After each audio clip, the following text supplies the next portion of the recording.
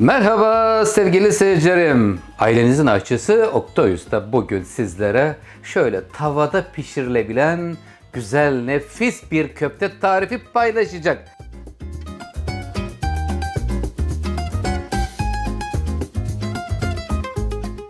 Köftemiz dana kıyması, biraz da içine kuzu kıyması çekilmiş haliyle olacak. Evet efendim, şimdi canım sen ne yapıyorsun orada? Yaz geldi, davetsiz bir misafir var. Hadi bakayım, uzaklaştır. Yapacak bir şey yok sevgili seyirciler. Onlar da canlı, onların da yaşam hakkı var. Evet efendim, şimdi malzeme listesini hemen sizlerle paylaşıyorum. 750 gram dana ve kuzu karışık kıyma. Sırf dana kıymadan da çektirebilirsiniz. Orta yağlı dana döş bölümünden olabilir sevgili seyircilerim. 750 gram kıyma, 2 tane soğan, 2 diş sarımsak, 1 yumurta, 2 çorba kaşığı galeta unu, 1 çay kaşığı sevgili seyircilerim karabiber, yarım limon görüyorsunuz. Limon ve karbonatı ikisini buluşturacağım harekete geçmesi için. 1 tatlı kaşığı kimyon, 2 tatlı kaşığı toz kırmızı biber ve tuza ihtiyacımız var. Yanında kızarmış yeşil biber ve kırmızı biber olacak. İsterseniz piyaz soğan baget ekmeğin arasına koyup böyle güzel afiyetle yiyebilirsiniz veya çocuklarınıza, sevdiklerinize yedirebilirsiniz. Bismillahirrahmanirrahim. Önce 2 soğanı rendeliyorum.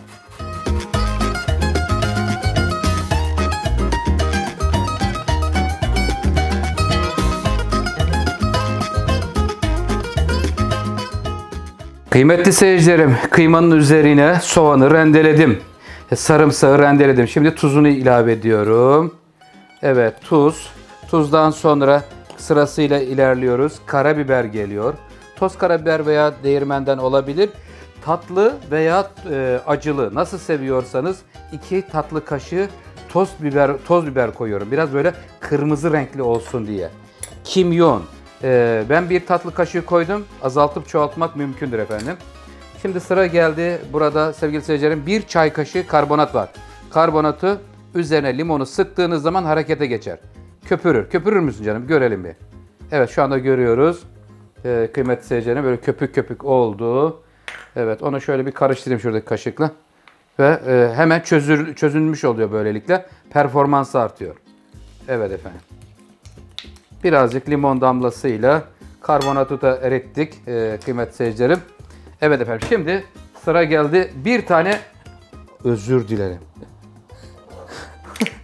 Evet sevgili seyircilerim, bir kaza yaşandı. Ufak bir kaza ama mutfakta çareler bitmez. Bakalım Oktay Usta buna nasıl bir çözüm bulacaksın diyebilirsiniz. Gerçekten zor anım ama yapacak bir şeyim yok. Bismillahirrahmanirrahim. Ya Rabbi yardım eyle. Senden başka kimse yardım edemez. Yaklaştırıyorum tezgahın altına. Sizin de başına gelse böyle yapın. Getirdik. Bak böyle yapıyorum. Geliyor. Buradayım. Hazır mısınız? Ve tezgahımız her zaman için temiz ve hijyenik olduğu için bir hareket ile yumurtayı tekrar geri kazandırdık kıymetli seyircilerim. Belki çok güzel bir görüntü olmadı ama eldeki ve evdeki imkanlar buna müsaitti. Mecbur kaldık. Şimdi geriye bir tek galeta unu kaldı. Soğan, sarımsak, yumurta, baharatlar önce bir güzelce karıştırılmalı. Galeta ununu asla bu aşamadayken koymayalım. İstediğiniz performansı alamazsınız. Bunu güzel iyice yoğuruyorum.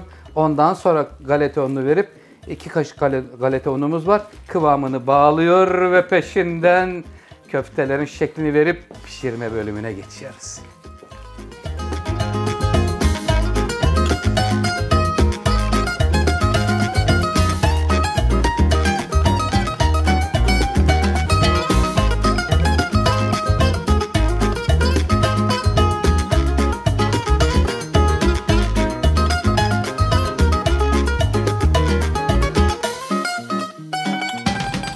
Sevgili seyircilerim, şu anda köftemizi bastık. Güzel şeklini görüyoruz. Bir tabak dolusu çıktı. Eğer fazla gelir derseniz mutfakta çareler bitmez.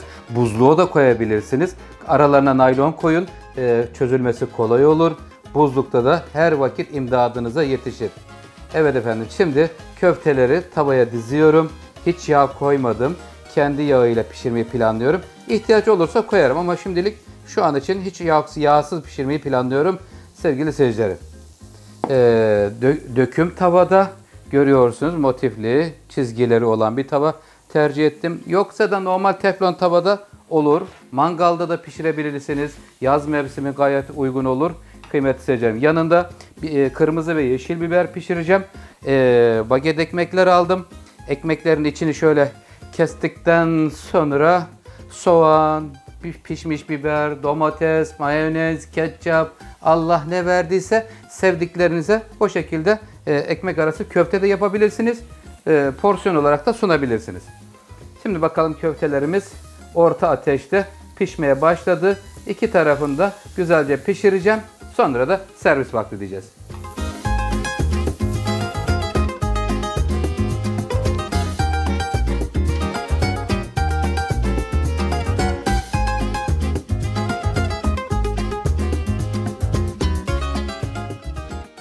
Evet efendim, köftelerimiz şu anda tamamı pişti kıymetli seyircilerim. Servis tabağına alıyoruz. İçi karbonatlı olduğu için böyle biraz hareketli oldu. Yani lastikli bir yapıya sahip. Güzel oldu. Kırılgan değil. Sevgili seyircilerim, köftelerimiz bir tabak dolusu şu anda hazır. Hemen kırmızı biber ve yeşil biberleri de aynı etleri pişirmiş olduğum tavada kızartacağım. Yanlarına koyacağız.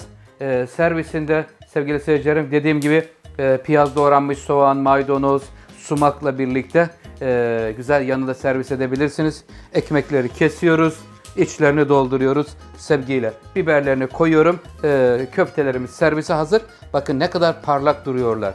Birazcık yağı az geldi. Yağı ilave ettim sevgili seyircilerim. Yumuşacık, içinde suyu içinde kalan bir köfte oldu sizler için.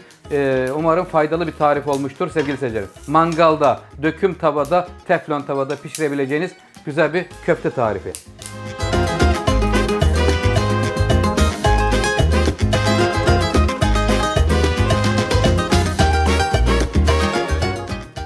Evet sevgili seyircilerim, köftemizi tamamlamış bulunuyoruz. Kızarmış kırmızı ve yeşil biberlerimiz de köftenin üzerine yerini aldı. Subhanallah, gayet de güzel, bereketli oldu sevgili seyircilerim. İnşallah sofralarınızda güzel bir lezzete yardımcı olmuşuzdur. Bu niyetle, bu temenniyle yola çıktık ve köftemizi hazırladık. Kıymetli seyircilerim, kanalıma abone olup destek olup bana yardımcı olan tüm seyircilerime, sizlere çok teşekkür ederim. Allah hepinizden razı olsun. Hep birlikte 1 milyona doğru adım adım ilerliyoruz. Hoşça kalın, sağlıklı kalın. Allah'a ısmarladık efendim.